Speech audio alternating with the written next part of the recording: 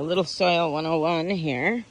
So this is what you can buy often in New Hampshire for garden soil. A lot of compost mixed with sand, and you see, it just breaks right up because of all the sand in it. Not good. So what I'm doing is I have obtained some clay.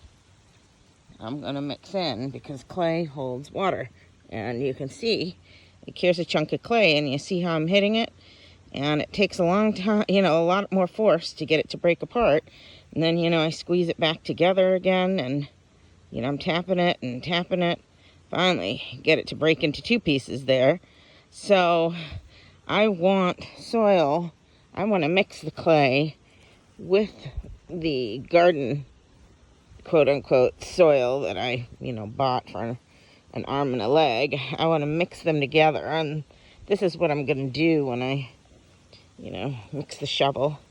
And I'm going to mix them up.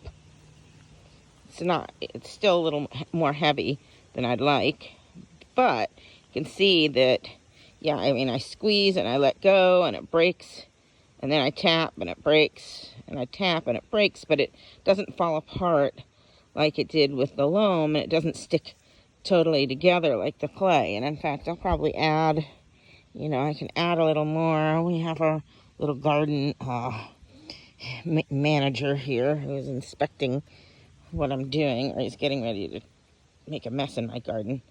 But see that?